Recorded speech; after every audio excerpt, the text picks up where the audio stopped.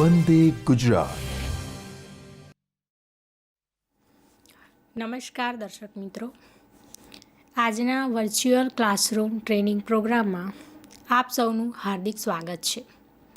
આજે હું આઈટીઆઈમાં ચાલતા laboratory assistant chemical plant trade અંતર્ગત ઇન્ટ્રોડક્શન ટુ પોલ્યુશન એટલે કે પ્રદૂષણ લેસન અંગે માર્ગદર્શન આપીશ, તો આપ સૌ ધ્યાનથી સાંભળશો.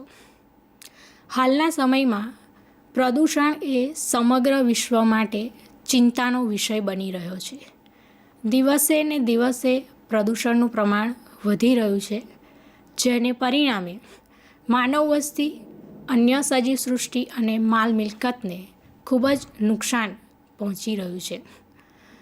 કોઈક સ્થળે વધુ પડતો વરસાદ પડવો, કોઈક સ્થળે દુકાળ પડવો, પૂરના પ્રમાણમાં વધારો થવો, વાદળ ફાટવું, દિવસે ને દિવસે ગરમીનું પ્રમાણ વધી જવું જેવી અસરો આજે પુષ્કળ પ્રમાણમાં વર્તાઈ રહી છે, તો જે પ્રદૂષણનું પરિણામ સ્વરૂપ છે. તો મિત્રો, આજે આપણે આ લેસનમાં પ્રદૂષણ એટલે શું, પ્રદૂષણ કેવી રીતે ફેલાય છે અને પ્રદૂષણને અટકાવવા માટે આપણે શું કરી શકીએ તે અંગેની માહિતી મેળવીશું. હવે આપણે આ લેસનની શરૂઆત કરીએ તે પહેલાં આ લેસનમાં શીખવાના કેટલાક મુદ્દા જોઈ લઈએ. આપ સ્ક્રીન પર જોશો તો આ લેસન અંતર્ગત આપણે પ્રદૂષણની વ્યાખ્યા, પ્રદૂષણનું વર્ગીકરણ, ત્યારબાદ પાણીનું, જમીનનું, હવાનું પ્રદૂષણ, રાસાયણિક અને કિરણોત્સર્ગી પ્રદૂષણ, ઉષ્માનું એટલે કે થર્મલ અને અવાજનું પ્રદૂષણ, એન્વાયરમેન્ટલ કેમિસ્ટ્રી તેમજ ઇન્ડસ્ટ્રીયલ પ્રદૂષણ વિશેનો પરિચય મેળવીશું. હવે આપણે પ્રદૂષણ એટલે શું, પ્રદૂષણની વ્યાખ્યા કેવી રીતે આપી શકાય તે જોઈએ. તો પ્રદૂષણ એટલે હવા, પાણી અને જમીનની ભૌતિક, રાસાયણિક અથવા જૈવિક લાક્ષણિકતાઓમાં અનિચ્છનીય ફેરફાર થાય છે, જેને પરિણામે માનવી અને અન્ય સજીવો ઉપર તેની નુકસાનકારક અસર થાય છે, જેને આપણે પોલ્યુશન એટલે કે પ્રદૂષણ કહીએ છીએ. હવા, પાણી અને જમીનમાં કેટલાક બિનજરૂરી પદાર્થોની હાજરી હોય છે, જે માનવી, પ્રાણીઓ, વનસ્પતિઓ કે માલ મિલકતને હાનિકારક હોય છે. તો આ બિનજરૂરી પદાર્થોને પોલ્યુટન્ટ્સ એટલે કે પ્રદૂષણ તરીકે ઓળખવામાં આવે છે. હવે આપણે પ્રદૂષણનું વર્ગીકરણ જોઈએ. તો પ્રદૂષણનું વર્ગીકરણ બે રીતે કરવામાં આવે છે. પ્રથમ, વાતાવરણ અનુસાર. તો વાતાવરણ અનુસાર તેને પાણીનું પ્રદૂષણ, જમીનનું પ્રદૂષણ અને હવાનું પ્રદૂષણ એમ 3 વર્ગોમાં વર્ગીકૃત કરવામાં આવે છે. ત્યારબાદ પ્રદૂષકોના પ્રકાર અનુસાર રાસાયણિક પ્રદૂષણ, કિરણોત્સર્ગી પ્રદૂષણ, અવાજનું પ્રદૂષણ અને ઉષ્માનું પ્રદૂષણ એમ જુદા જુદા પ્રકારમાં તેને વર્ગીકૃત કરવામાં આવે છે. હવે આપણે દરેક પ્રદૂષણ વિશે વિસ્તૃત માહિતી મેળવીશું. તો પ્રથમ આપણે જોઈએ પાણીનું પ્રદૂષણ. તો પાણીનું પ્રદૂષણ એટલે શું? તો કોઈ પણ કાર્બનિક, અકાર્બનિક, જૈવિક અથવા કિરણોત્સર્ગી પદાર્થો કે જે પાણીમાં ઉમેરાતા પાણીના કુદરતી ગુણધર્મો બદલાય છે અને તેને પરિણામે આવું પ્રદૂષિત પાણી વાપરવાને કારણે તે વાપરનારને નુકસાનકારક અસર થાય છે. આ ઘટનાને પાણીનું પ્રદૂષણ કહેવામાં આવે છે. હવે પાણીનું પ્રદૂષણ ફેલાવવા માટે જવાબદાર પરિબળો જોઈએ તો તેમાં સુએજનું અને ઘરગથ્થુ ગંદુ પાણી જે માનવ વસ્તી દ્વારા વપરાશને અંતે સીધું નદી નાળામાં છોડવામાં આવે છે, ઔદ્યોગિક કચરાયુક્ત પાણી, તો વિવિધ રાસાયણિક ઔદ્યોગિક એકમો દ્વારા વપરાયેલું પાણી એ ટ્રીટમેન્ટ કર્યા વગર સીધું ખુલ્લી જમીન કે નદી નાળામાં છોડવામાં આવે છે, જે પાણીને પ્રદૂષિત કરે છે. ત્યારબાદ ખેતી કામમાં વપરાશને અંતે મળતું પાણી, જેમાં રાસાયણિક ખાતરો અને જંતુનાશક દવાઓનું પ્રમાણ હોય છે, જે પાણીને પ્રદૂષિત કરે છે. આ ઉપરાંત ન્યુક્લિયર વેસ્ટ, જે પાવર પ્લાન્ટમાંથી વપરાશને અંતે વપરાયેલા પાણીની અંદર જોવા મળે છે. આ ઉપરાંત અન્ય કચરો એ ખુલ્લી જમીનમાં ફેંકવાથી પાણી પ્રદૂષિત થાય છે. મરીન ડમ્પિંગ એટલે કે જહાજો દ્વારા કેટલોક કચરો દરિયામાં સીધો ઠાલવવામાં આવે છે, જેને પરિણામે દરિયાનું પાણી પ્રદૂષિત થાય છે. આ ઉપરાંત અંડરગ્રાઉન્ડ સ્ટોરેજ લીક એટલે કે કેટલાક ઔદ્યોગિક એકમો દ્વારા નકામો કચરો એ અંડરગ્રાઉન્ડ સ્ટોર કરવામાં આવે છે, અથવા તો કેટલાક રસાયણો છે કે જે અંડરગ્રાઉન્ડ સ્ટોર કરવામાં આવે છે, જેને પરિણામે આ સ્ટોરેજમાં લીકેજ થવાથી આ કચરો ભૂગર્ભમાં ઉતરે છે અને ભૂગર્ભ જળ પ્રદૂષિત કરે છે. હવે પ્રદૂષિત પાણીથી શું અસર થાય છે તે જોઈએ. તો પાણીના પ્રદૂષણને કારણે પાણીની અંદર રહેલી કેટલીક ભારે ધાતુઓ જેવી કે કેડમિયમ, લેડ અને મર્ક્યુરી એ પીવાના પાણીની અંદર ભળતા કિડની, લીવર, મગજ અને કેન્દ્રીય ચેતાતંત્રને નુકસાન પહોંચાડે છે. આ ઉપરાંત પાણીજન્ય રોગો જેવા કે કોલેરા, ટાઇફોઇડ અને મેલેરિયા ફેલાય છે. તેમજ પાણીની અંદર રહેલી જીવસૃષ્ટિ એટલે કે માછલીઓ કે અન્ય જીવસૃષ્ટિ એને નુકસાન કરે છે, જેમાં ઘણી વખત મોટી સંખ્યામાં આવા જીવોનું મૃત્યુ પણ થાય છે. તો હવે પાણીનું પ્રદૂષણ અટકાવવા માટે આપણે શું કરી શકીએ તે જોઈએ. તો પાણીનું પ્રદૂષણ અટકાવવા માટે આ જે પ્રદૂષિત પાણી છે જે જુદા જુદા ઉદ્યોગો દ્વારા તેમજ માનવ વસ્તી દ્વારા ખુલ્લું નદી નાળામાં છોડવામાં આવે છે, તેના બદલે જો તેને યોગ્ય ક્રિયા પ્રક્રિયા દ્વારા પુનઃ ઉપયોગમાં લઈ શકાય તેવું થઈ શકતું હોય તો તેવા પ્રયત્નો કરવા જોઈએ. આ ઉપરાંત નકામા કચરા ઉપર યોગ્ય પ્રક્રિયા કરી ત્યારબાદ જ તેને ખુલ્લી જગ્યામાં ફેંકવો જોઈએ. પ્રદૂષિત પાણીને એડસોર્પ્શન, આયન એક્સચેન્જ અને રિવર્સ ઓસ્મોસિસ જેવી પદ્ધતિ દ્વારા ટ્રીટમેન્ટ આપ્યા પછી જ તેને ખુલ્લું નદી નાળામાં છોડવું જોઈએ. આ ઉપરાંત પ્રદૂષિત સ્ત્રોતો એટલે કે કેટલાક ઔદ્યોગિક એકમો જે પ્રદૂષણ ફેલાવતા હોય તો તેઓનું નિયંત્રિત પરિમાપન, મોનિટરિંગ એટલે કે મહિને યા 15 દિવસે આવા એકમોનું ઇન્સ્પેક્શન કરવું અને શક્ય હોય કે જો પ્રદૂષણ વધારે હોય તો તેમની સામે કાયદાકીય પગલાં લેવા અને જરૂર પડે આવા એકમોને સીલ કરવા જોઈએ, જેથી કરીને આવા એકમો દ્વારા થતું પાણીનું પ્રદૂષણ આપણે અટકાવી શકીએ છીએ. હવે આપણે જોઈશું જમીનનું પ્રદૂષણ. તો જમીનનું પ્રદૂષણ એટલે શું? તો સામાન્ય રીતે પૃથ્વીના પેટાળમાં રહેલા કેટલાક કિરણોત્સર્ગી ખનિજો, અનાજના ઉત્પાદન માટે વપરાતા રાસાયણિક ખાતરો અને કીટનાશકો તેમજ ઔદ્યોગિક કચરો જે ગમે ત્યાં ખુલ્લી જમીનમાં ફેંકવામાં આવે છે, જેને પરિણામે જમીનનું પ્રદૂષણ ફેલાય છે. જમીનના પ્રદૂષણ માટે હવે આપણે જોઈએ કયા પરિબળો જવાબદાર છે. તો જમીનના પ્રદૂષકો તરીકે રાસાયણિક ખાતરો, ઔદ્યોગિક કચરો, આ ઉપરાંત કીટનાશકો જેમાં જંતુનાશકો જેવા કે DDT, નિંદામણ નાશકો તરીકે વપરાતા સોડિયમ ક્લોરેટ, સોડિયમ આર્સેનાઇટ અને ફૂગનાશકો તરીકે વપરાતા મર્ક્યુરીના સંયોજનો જેવા કે મિથાઇલ મર્ક્યુરી. આ ઘટકો જમીનમાં ભળતા જમીનને પ્રદૂષિત કરે છે. હવે જમીનને પ્રદૂષિત થતી અટકાવવા માટેના ઉપાયો જોઈએ. આપણે એ પહેલાં જોઈ લઈએ કે જમીનના પ્રદૂષણથી અસરો શું થાય છે. તો સર્વપ્રથમ સજીવ સૃષ્ટિના પાચન તંત્રમાં આવા રાસાયણિક ખાતરો અથવા જંતુનાશકોનું પ્રમાણ અલ્પ પ્રમાણ પણ જવાથી એ પાચન તંત્રમાં રહેલા અન્ન માર્ગને નુકસાન કરે છે.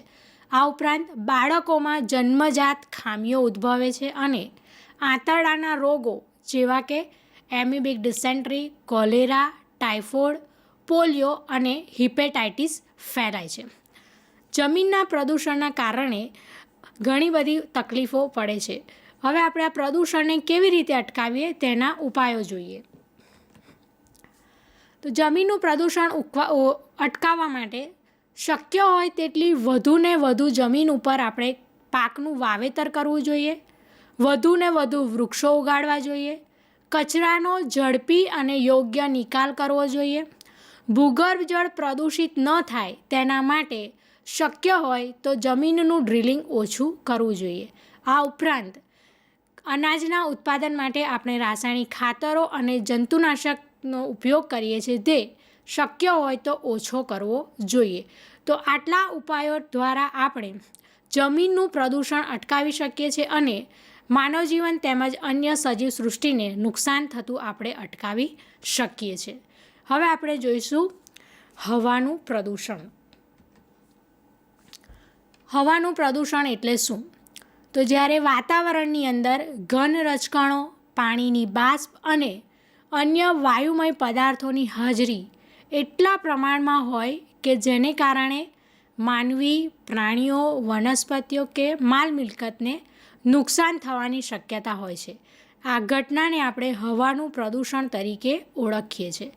હવાના પ્રદૂષણ માટે ઘણા બધા ઘટકો જવાબદાર છે, જેમાં મુખ્ય ઘટકો આ પ્રમાણે છે.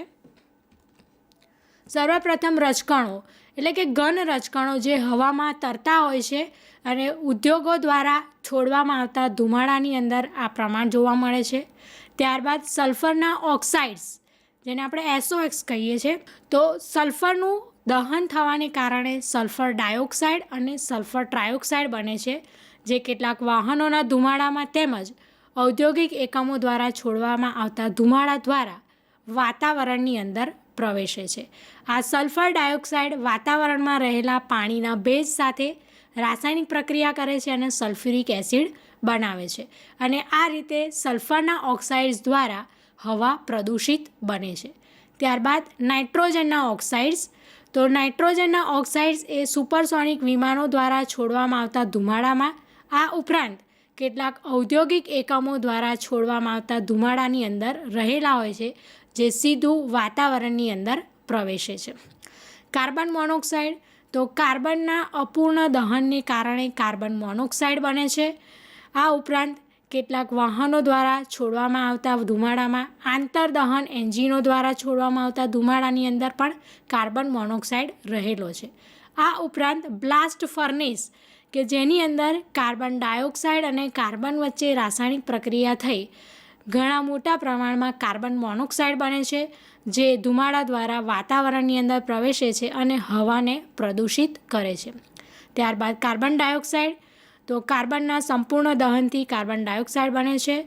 આ કાર્બન ડાયોક્સાઇડ વાહનો દ્વારા છોડવામાં આવતા ધુમાડા તેમજ કેટલાક પલ્પ અને પેપર ઇન્ડસ્ટ્રીઝ, લોખંડ અને સ્ટીલ ઇન્ડસ્ટ્રીઝ જેવા ઉદ્યોગો દ્વારા વાતાવરણની અંદર ફેલાવવામાં આવે છે.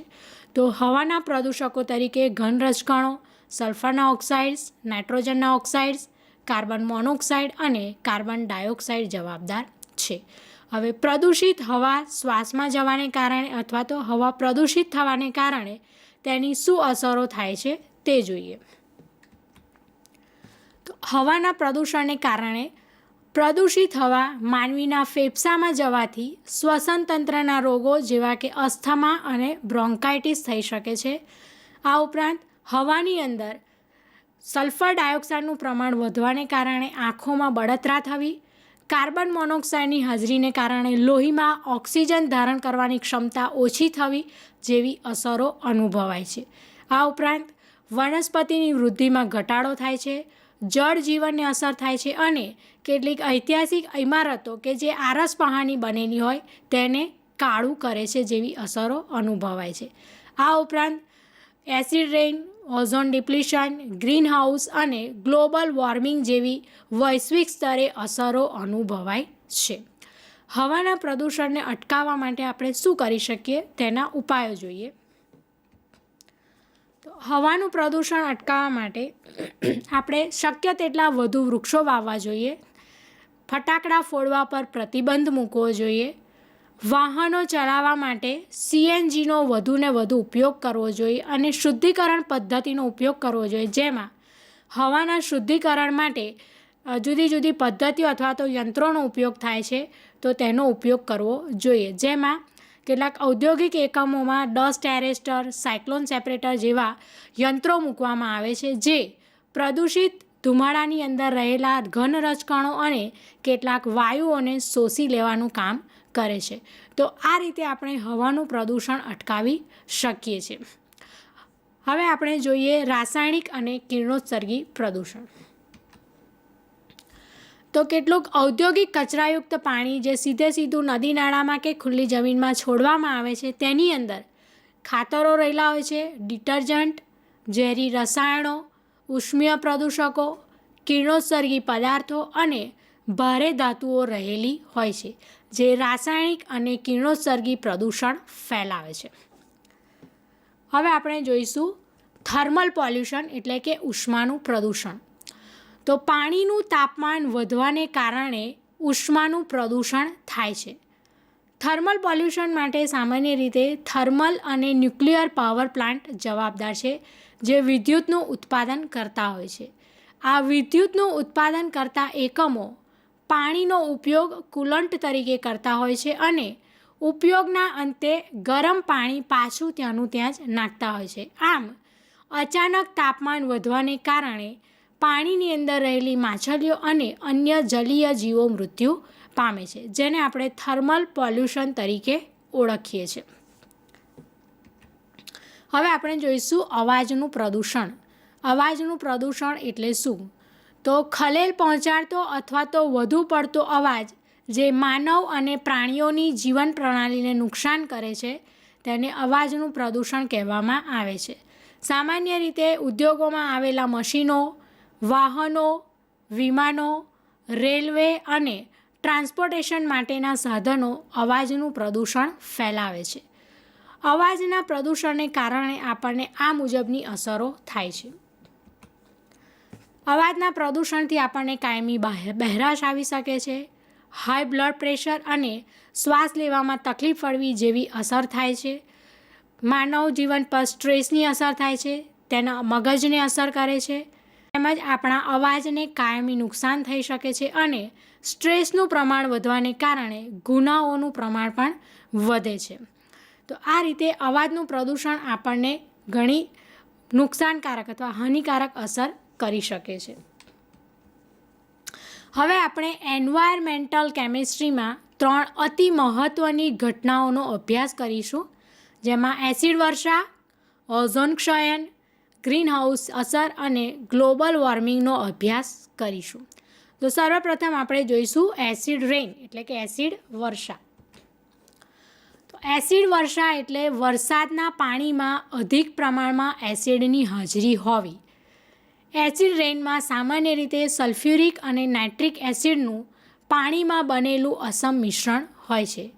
એસિડ વર્ષામાં આશરે 60-70% સલ્ફ્યુરિક એસિડ અને 30-40% નાઇટ્રિક એસિડ હોય છે. સામાન્ય રીતે વરસાદી પાણીની pH 5.6 જેટલી હોય છે, પરંતુ એસિડિક રેઇન એટલે કે એસિડ વર્ષાની pH 4 જેટલી નોંધવામાં આવે છે. વાતાવરણમાં રહેલો સલ્ફર ડાયોક્સાઇડ જે ઉદ્યોગો દ્વારા છોડવામાં આવતા ધુમાડા દ્વારા પ્રવેશે છે, આ સલ્ફર ડાયોક્સાઇડ વાતાવરણમાં રહેલા પાણીના ભેજ સાથે રાસાયણિક પ્રક્રિયા કરે છે અને સલ્ફ્યુરિક એસિડ બને છે. આ રીતે વાતાવરણમાં સલ્ફ્યુરિક એસિડનું પ્રમાણ વધતા તે એસિડ રેઇનમાં પરિણમે છે.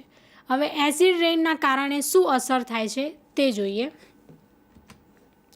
તો એસિડ રેઇનને કારણે એક તો જલજીવન પ્રદૂષિત થાય છે, ભૂમિગત પ્રણાલીને અસર પહોંચે છે, મકાનો ઉપર તેની અસર થાય છે. જેનું ઉદાહરણ આપણે તાજમહેલ જોઈએ તો તાજમહેલ પ્રદૂષણના કારણે દિવસે ને દિવસે પીળો પડતો જાય છે.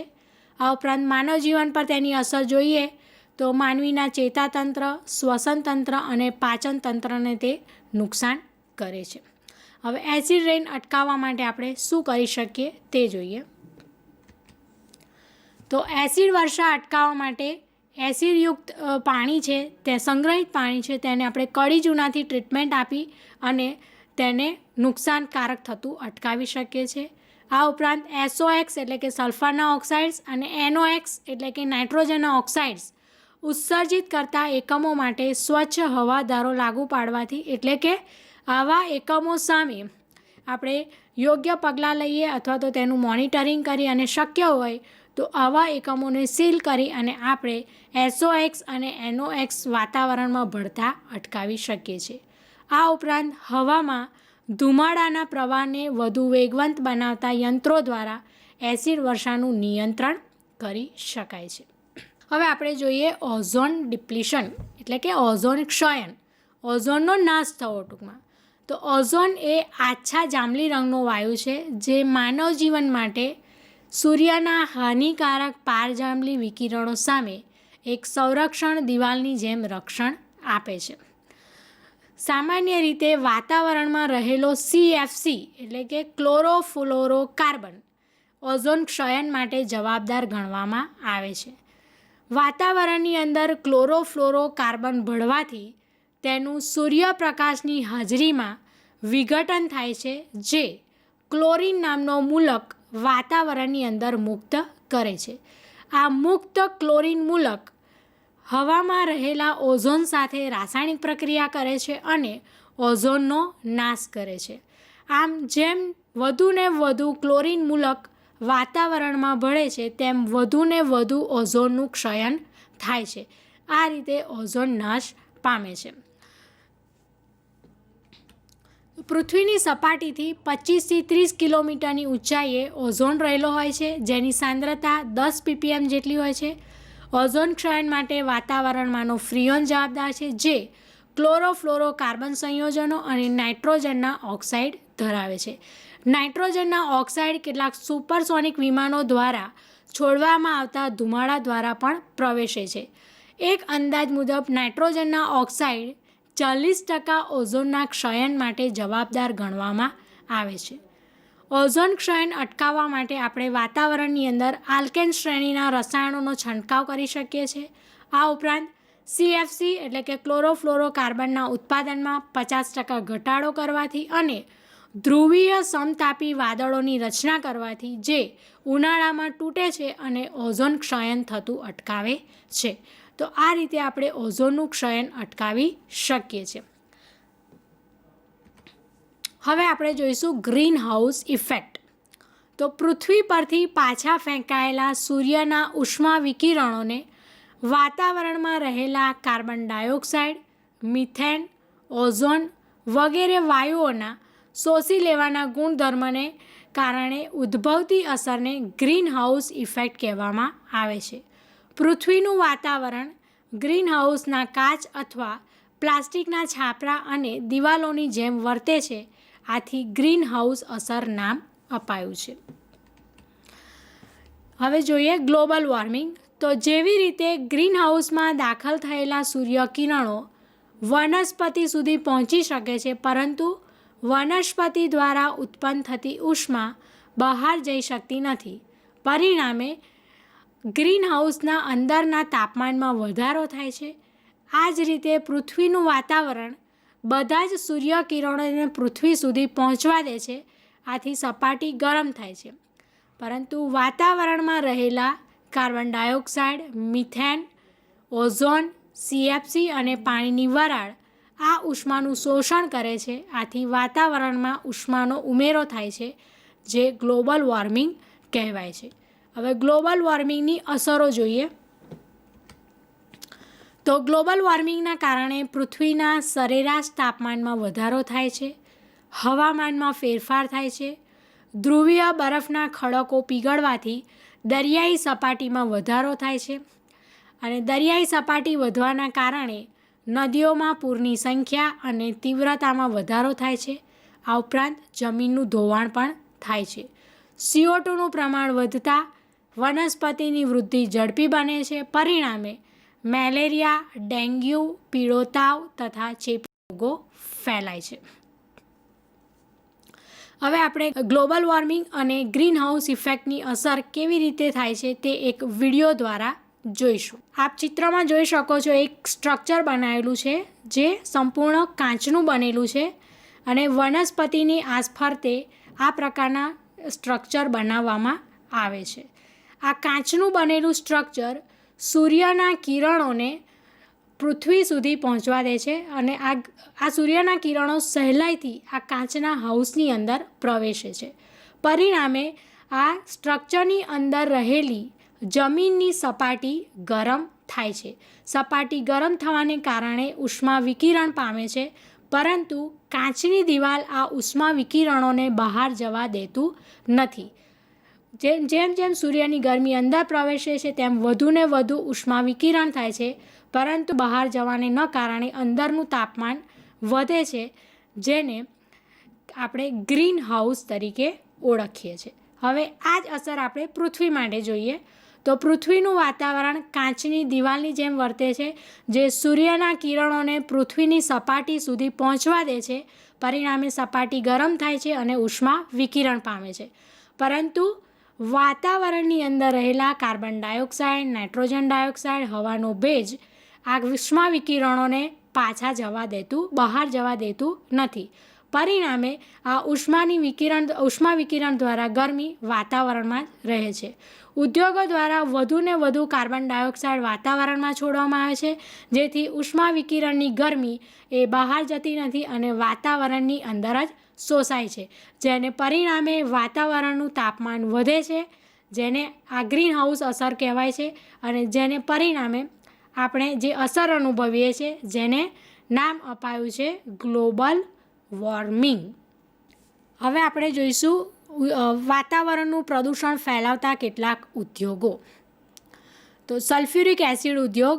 સલ્ફ્યુરિક એસિડનું ઉત્પાદન કરતા એકમો વાતાવરણની અંદર સલ્ફ્યુરિક એસિડ ઉપરાંત સલ્ફરના ઓક્સાઇડ્સ વાતાવરણની અંદર ઘણી મોટી માત્રામાં દાખલ કરતા હોય છે. નાઇટ્રિક એસિડ ઉદ્યોગ. તો નાઇટ્રિક એસિડ ઉદ્યોગ દ્વારા નાઇટ્રોજનના ઓક્સાઇડ્સ વાતાવરણમાં પ્રવેશે છે, જે હવાને પ્રદૂષિત કરે છે. ફ્લોરાઇડ ઉદ્યોગ દ્વારા ફ્લોરિન, હાઇડ્રોજન ફ્લોરાઇડ જેવા ઘટકો પ્રદૂષિત કરતા ઘટકો વાતાવરણની અંદર ફેલાવે છે. ક્લોર આલ્કલી ઉદ્યોગ. તો આ ઉદ્યોગો દ્વારા ક્લોરીનના ઓક્સાઇડ્સ આ ઉપરાંત હાઇડ્રોક્લોરિક એસિડ જેવા પ્રદૂષકો વાતાવરણની અંદર ફેલાવે છે. લોખંડ અને સ્ટીલ ઉદ્યોગ દ્વારા કાર્બન ડાયોક્સાઇડ, કાર્બન મોનોક્સાઇડ અને ધાતુના ઓક્સાઇડ્સ વાતાવરણની અંદર પ્રવેશે છે. હાઇડ્રોક્લોરિક એસિડ ઉદ્યોગ દ્વારા હાઇડ્રોક્લોરિક એસિડની વરાળ ક્લોરીન વાયુ વાતાવરણની અંદર પ્રવેશે છે. ફોસ્ફોરિક એસિડ ઉદ્યોગ. તો આ ઉદ્યોગો દ્વારા ફોસ્ફોરિક એસિડ, ફોસ્ફરસના ઓક્સાઇડ્સ વાતાવરણની અંદર દાખલ થાય છે. Petrochemical refinery. તો પેટ્રોકેમિકલ ઉદ્યોગો વિપુલ માત્રામાં કાર્બન ડાયોક્સાઇડ, કાર્બન મોનોક્સાઇડ આ ઉપરાંત કેટલાક કાર્બનિક પદાર્થો જેવા કે કેરોસીન, ગેસોલિન વાતાવરણની અંદર ભેળવે છે, જે હવાને પ્રદૂષિત કરતા હોય છે. વિદ્યુત ઉત્પાદન કરતા એકમો દ્વારા પાણીનું પ્રદૂષણ થાય છે. આ ઉપરાંત આ એકમો દ્વારા વપરાતા કચરા દ્વારા અને ધુમાડા દ્વારા વાતાવરણની અંદર કાર્બન ડાયોક્સાઇડ અને કાર્બન મોનોક્સાઇડ જેવા પ્રદૂષકો પ્રવેશે છે. આંતરદહન એન્જિનો એટલે કે અમુક વાહનો દ્વારા આંતરદહન એન્જિનો દ્વારા જે ફ્યુઅલનું દહન થાય છે તેને પરિણામે ઘન રજકણો, કાર્બનના રજકણો, કાર્બન ડાયોક્સાઇડ આ ઉપરાંત સીસાના રજકણો વાતાવરણની અંદર પ્રવેશે છે, જે હવાને પ્રદૂષિત કરે છે. ઘન કચરાનું દહન.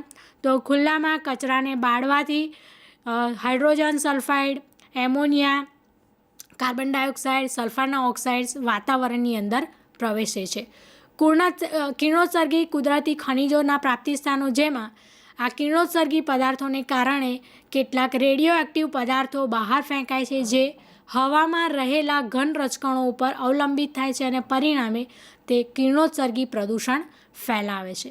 તો મિત્રો, આ હતું પ્રદૂષણ. આપણે જોયું કે જુદા જુદા એકમો દ્વારા હવા, જમીન અને પાણી કેવી રીતે પ્રદૂષિત થાય છે.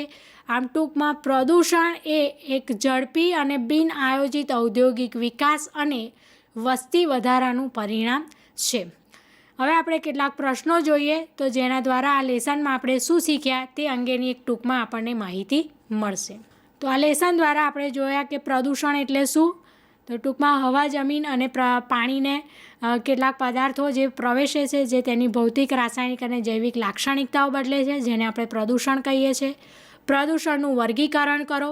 તો પ્રદૂષણનું વર્ગીકરણ આપણે બે રીતે જોયું, વાતાવરણ અનુસાર અને પ્રદૂષકોના પ્રકાર અનુસાર.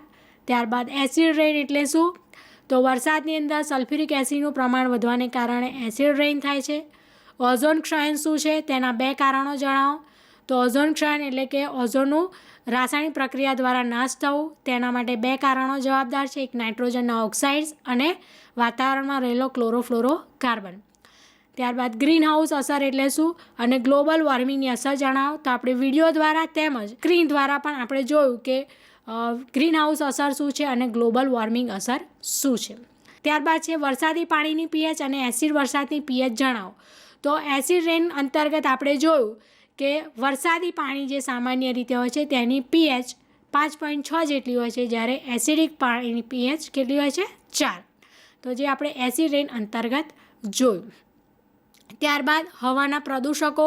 તો હવાના પ્રદૂષકો જોયા, જેમાં આપણે જોયા ઘન રજકણો, સલ્ફરના ઓક્સાઇડ્સ, જેમાં મુખ્યત્વે સલ્ફર ડાયોક્સાઇડ અને સલ્ફર ટ્રાયોક્સાઇડ હોય છે. ત્યારબાદ નાઇટ્રોજનના ઓક્સાઇડ્સ, જે સુપરસોનિક વિમાનો દ્વારા છોડવામાં આવતા ધુમાડા દ્વારા પ્રવેશે છે. ત્યારબાદ કાર્બન મોનોક્સાઇડ અને કાર્બન ડાયોક્સાઇડ જોયા. તો મિત્રો, તમને આ લેસન અંતર્ગત પ્રદૂષણ એટલે શું, પ્રદૂષણ દ્વારા શું અસર થઈ શકે છે અને પ્રદૂષણ કેવી રીતે અટકાવી શકાય તે અંગેની વિસ્તૃત માહિતી મળી છે. આપ સૌએ મને ધ્યાનથી સાંભળી તે બદલ આપનો ખૂબ ખૂબ આભાર.